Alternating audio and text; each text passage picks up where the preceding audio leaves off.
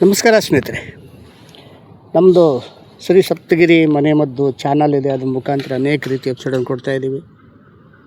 ಸ್ನೇಹಿತರೆ, ಪ್ರಕೃತಿಯಲ್ಲಿ ಸಿಗುವಂಥ ಅನೇಕ ನಾನಾ ರೀತಿಯ ಗಿಡ ಮರಗಳು ನಮಗೆ ಔಷಧಿಯುಕ್ತ ಗಿಡಗಳಾಗಿರ್ತವೆ.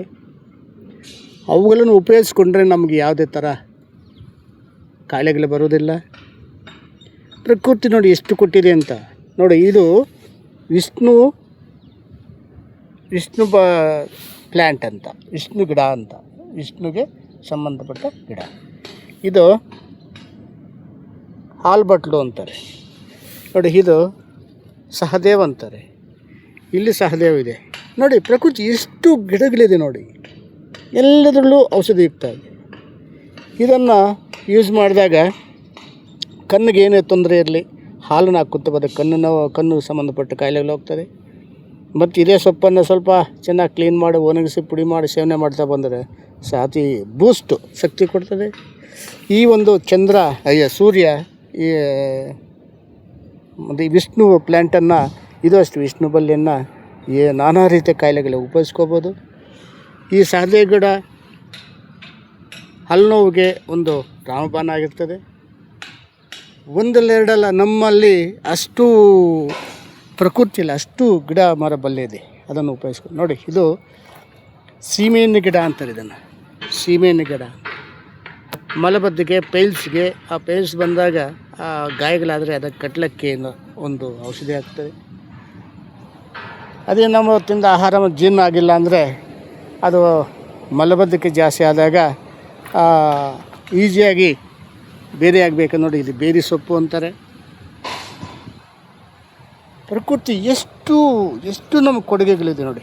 ಇದು ಜಡೆ ಬಳ್ಳಿ ಅಂತಾರೆ. ಇದನ್ನು ಜಡೆ ಬಳ್ಳಿ, ಇದ್ರ ಉಪಯೋಗ ಮತ್ತೆ ತಿಳಿಸ್ಕೊಳ್ಳಾಗುತ್ತೆ. ನಾನಾ ರೀತಿಯ ಗಿಡ ಮರ ಬಳ್ಳಿಗಳಿದೆ ನಮ್ಮಲ್ಲಿ. ಈ ಗಿಡ ಮರ ಬಳ್ಳಿಗಳಿಂದ ನಾವು ಉಪಯೋಗಿಸ್ಕೋಬೇಕು. ನಾವು ಇದು ನೋಡಿ, ಇದನ್ನು ಗಟ್ಟಿ ಚಾಮಂಚಿ ಅಂತಾರೆ.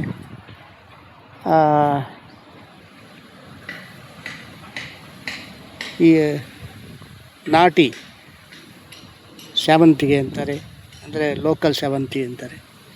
ಇದು ಅಷ್ಟೇ, ಹೇರ್ ಡೈಗೆ, ಪೈಲ್ಸ್ಗೆ ರಾಮಬಾಣ. ಇದು ಒಣಗೋನೆ ಸೊಪ್ಪು. ಇದು ದೊಡ್ಡ ಒಣಗೋನೆ ಸೊಪ್ಪು.